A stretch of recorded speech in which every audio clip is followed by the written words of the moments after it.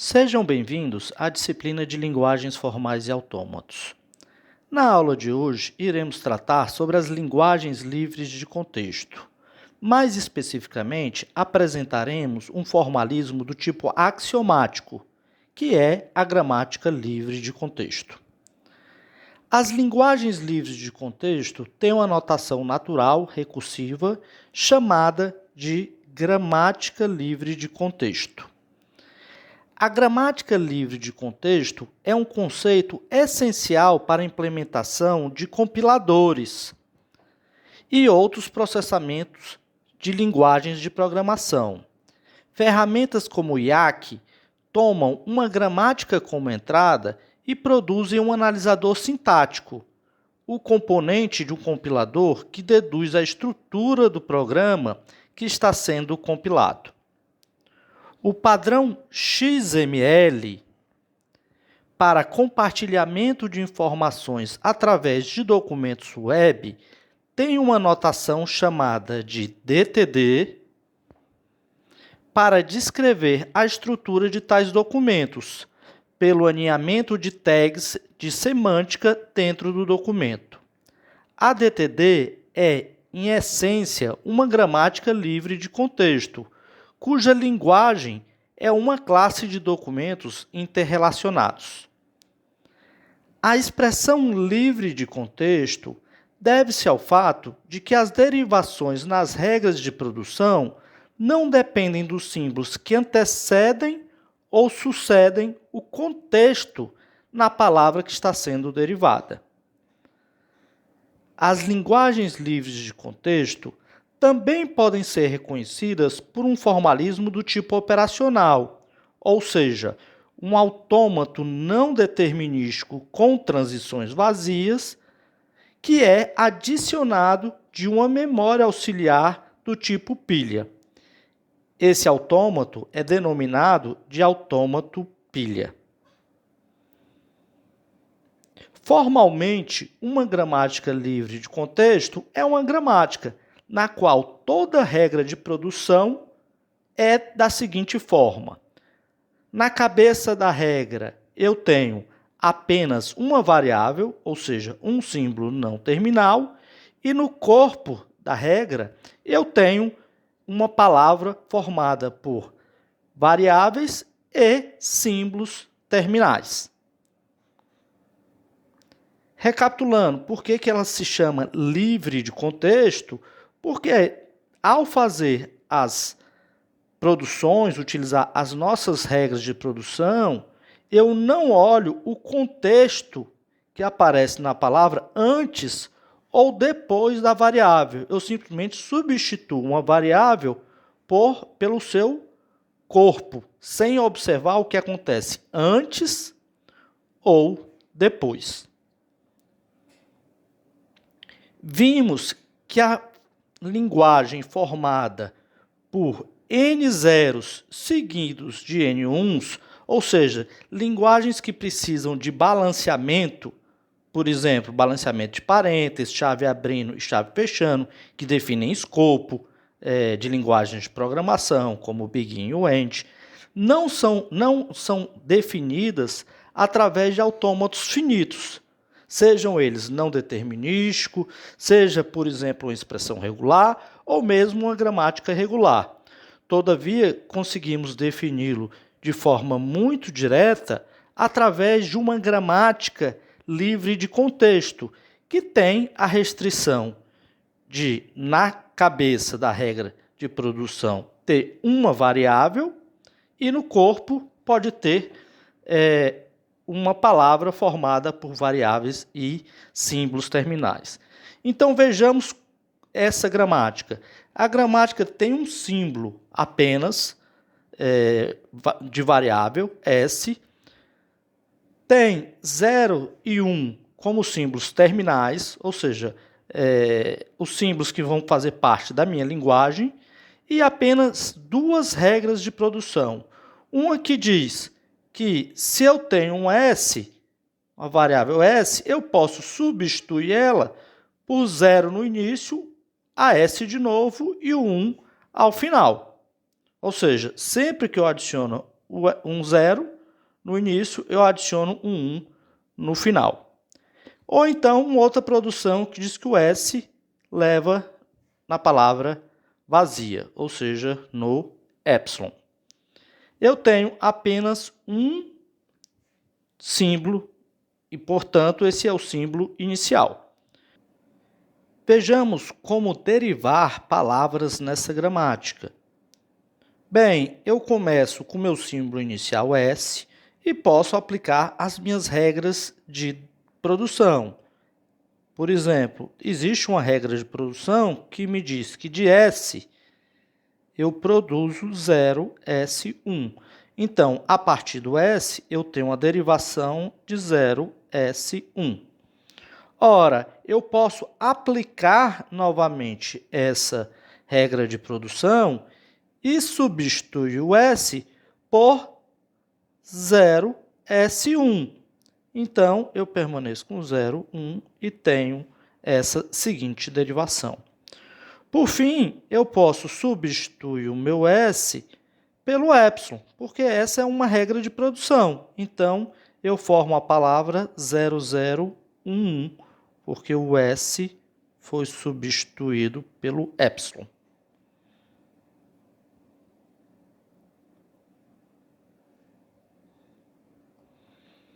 Vejamos agora um outro exemplo.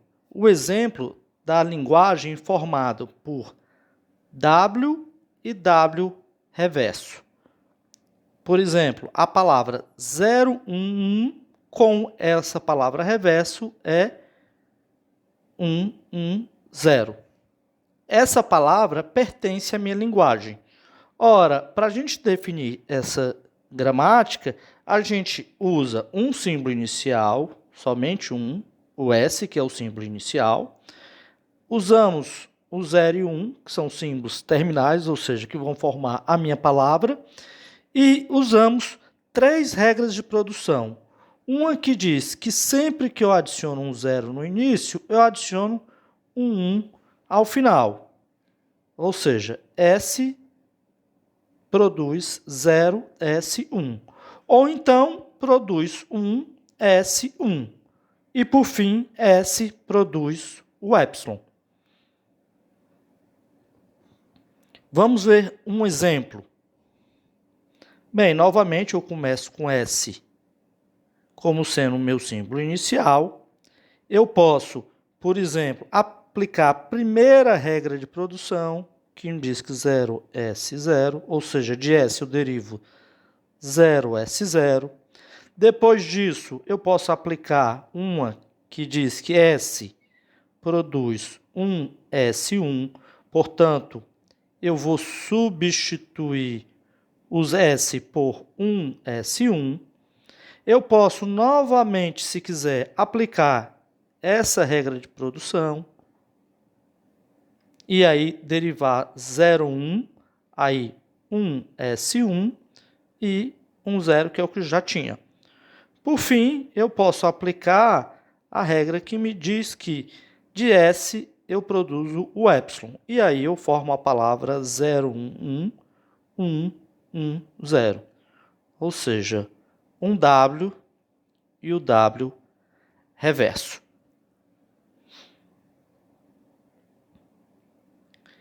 Existem várias maneiras de definir uma gramática. Por exemplo, nessa segunda definição, eu estou definindo a mesma linguagem, ou seja, a linguagem WWR reverso, mas estou usando regras que são unitárias à esquerda e regras que são unitárias à direita. Bem, essa gramática, né, tem essas regras de produção que diz do S eu vou ter 0, depois o A. Do A eu vou ter S0. Notem que eu substituí aquela regra que dizia 0 a S0, 0, por S vai para 0A e A vai para S0. 0. Ou seja, no fim das contas, ela é a mesma regra, tá? Da mesma forma para o B, ou seja, eu tenho de S, vou para um B, e de B eu vou para S1, tá? E por fim o epsilon. Ou seja, essa gramática também gera a mesma linguagem.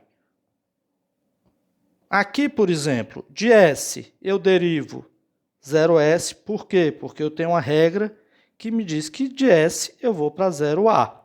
Ora, de A eu tenho uma regra que me diz que eu vou substituir o A por S0. Fiz essa substituição. Depois do S, eu tenho uma regra que substitui por um B, ou seja, o S foi substituído por um B. Depois, o B foi substituído por S1. O B foi substituído por S1. Depois, o S foi substituído de novo por um B. E, por fim, o B foi substituído por S1 e o S, ao final, foi substituído pelo epsilon. Então, eu gerei a palavra 01, que é a W, e a 11, que é a W reversa. Alguém poderia perguntar, professor, mas essa não seria uma gramática regular, uma vez que eu usei regras unitárias à direita e à esquerda? Ela não seria uma gramática regular, porque se vocês lembrarem da nossa definição, quando eu uso uma gramática linear à direita, eu só posso ter produções que são lineares à direita. Isso é equivalente às gramáticas que são lineares à esquerda. Nessa gramática especificamente, a gente está usando regras à direita e à esquerda. Ou seja, se combinarmos essas regras lineares à direita e à esquerda, nós definimos gramáticas que são livres de contexto e não gramáticas de linguagem regular, ou seja, gramáticas regulares.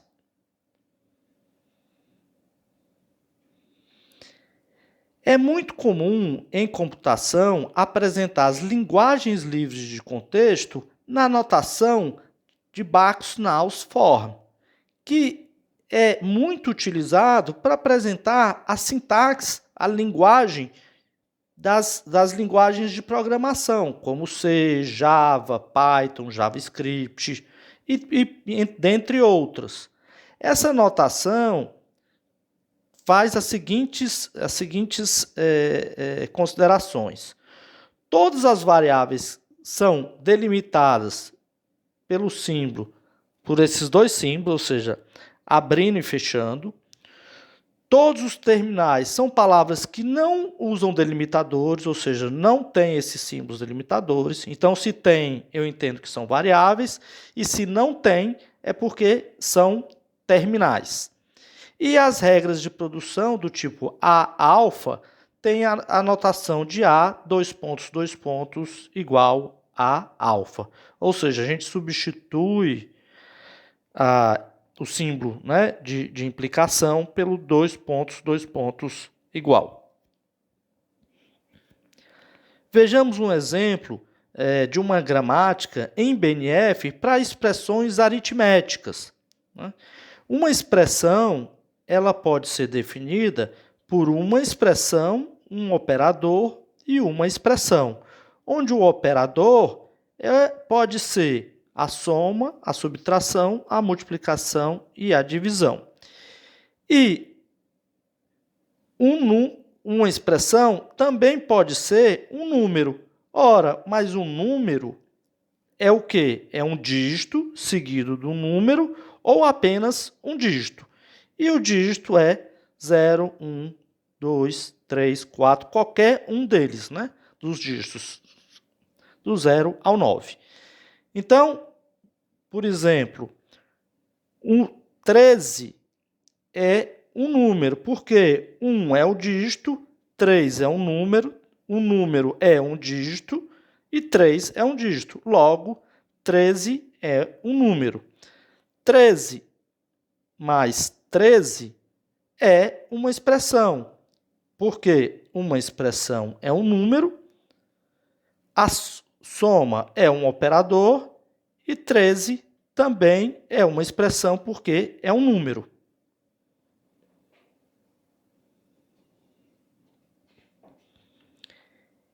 Em muitas aplicações, como compiladores e processadores de texto, é comum representarmos a derivação de uma palavra no formato de uma árvore de derivação, partindo do símbolo inicial como a raiz e terminando em símbolos terminais como folhas.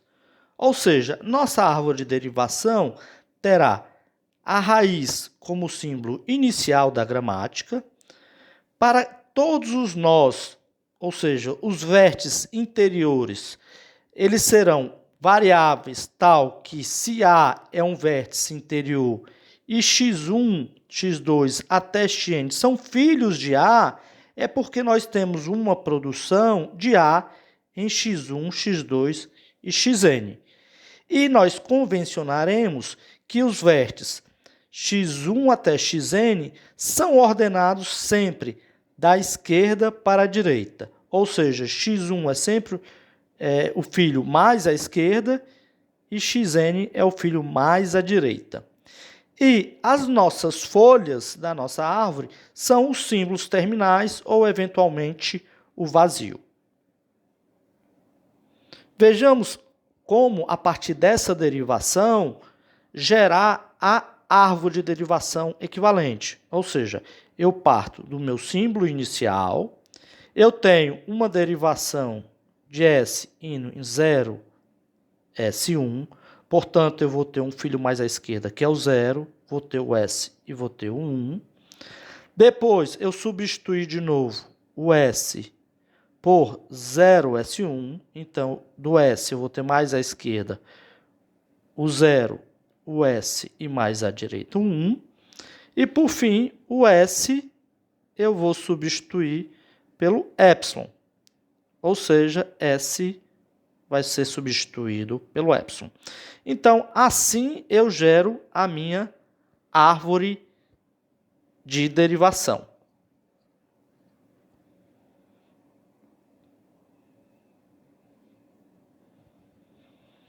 Bem, uma noção importante em gramática é o conceito de ambiguidade. Iremos dizer que uma gramática livre de contexto é ambígua se existe uma palavra com pelo menos duas árvores de derivações distintas. Ou seja, existem duas formas, duas derivações diferentes que geram a mesma palavra.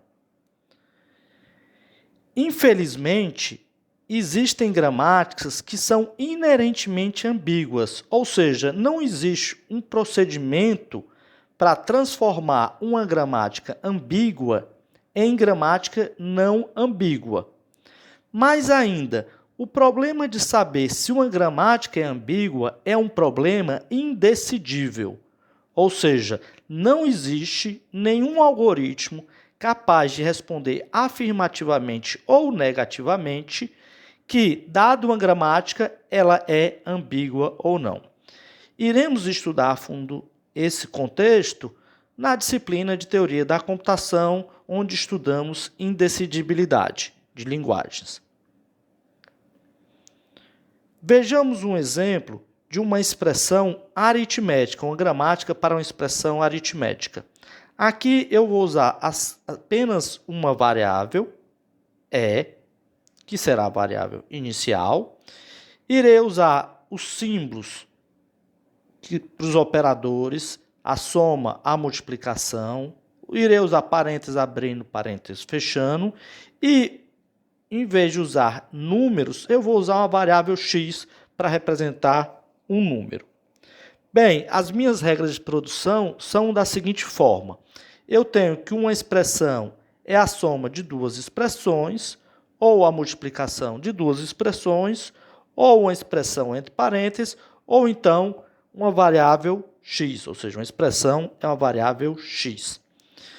Bem, como vimos em gramáticas, a ordem que resolvemos aplicar às derivações, ela é livre. Nós podemos escolher qualquer ordem para aplicar ela, tá?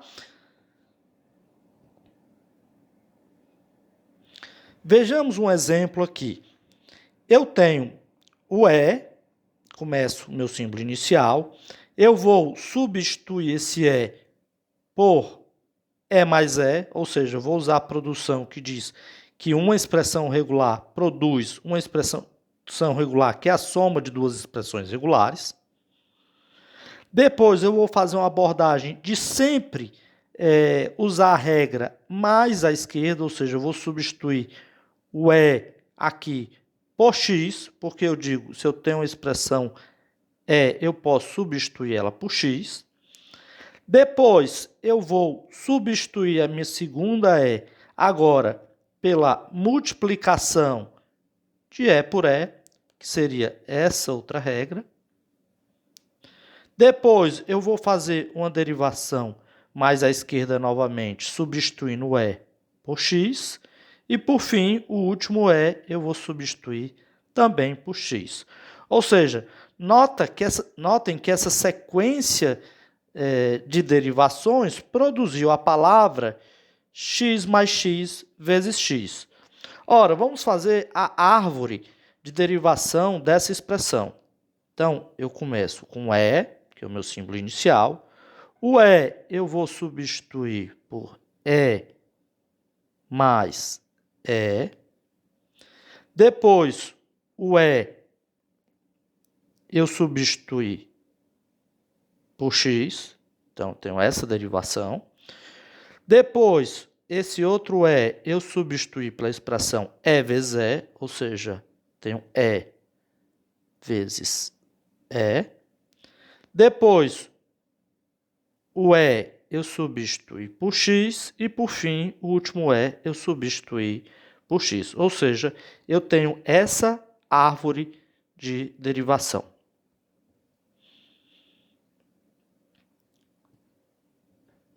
Vejamos agora um segundo exemplo de derivação da mesma palavra.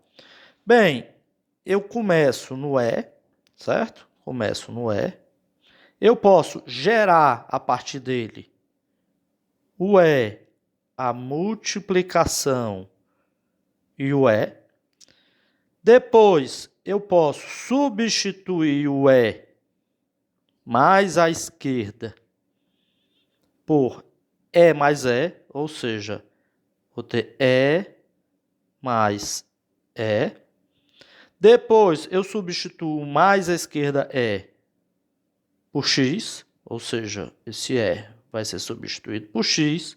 Depois, esse outro por x. E, por fim, esse último por x. Notem que essas duas derivações chegaram na mesma palavra, ou seja, x mais x vezes x. Mas são duas estruturas completamente diferentes. Então, imaginem que vocês estão escrevendo na linguagem de vocês, por exemplo, em C, a expressão x mais x vezes x. Ou seja, x mais x vezes x. Tá? A depender da implementação do compilador que vai interpretar essa expressão, a gente pode gerar essa árvore de derivação ou essa árvore de derivação. E elas são árvores de derivação que têm valor semântico diferente. Por exemplo, se eu substituir o x por 2, o que eu estou fazendo? Eu estou fazendo a multiplicação de 2 por 2, ou seja, essa expressão dá 4, e depois eu estou somando com 2, ou seja, isso dá o número 6. Por outro lado, se eu somo 2 com 2, isso dá 4, e depois eu multiplico por 2, isso dá 8. Ou seja, notem que eu tenho aqui uma ambiguidade. nessa expressão. Alguém poderia ter construído um compilador que tem essa árvore de derivação e alguém poderia ter construído uma outra árvore de derivação, que seria essa à direita, e os valores, né, que serão computados quando eu substituir, instanciar o valor de x, da variável x, por exemplo, por 2, serão completamente diferentes. Então, nós precisamos, em boa parte das vezes, definir gramáticas não ambíguas. Tá? Existem procedimentos para tirar isso, mas, como eu disse, existem sempre gramáticas que são ambíguas, né? Existem exemplos de gramáticas que não é possível transformar ela numa gramática não ambígua, e mais do que isso, saber se uma gramática é ambígua ou não é um problema sem solução, ou seja, é um problema indecidível. Nós não sabemos afirmar positivamente ou negativamente se a gramática é ambígua ou não através de um procedimento efetivo.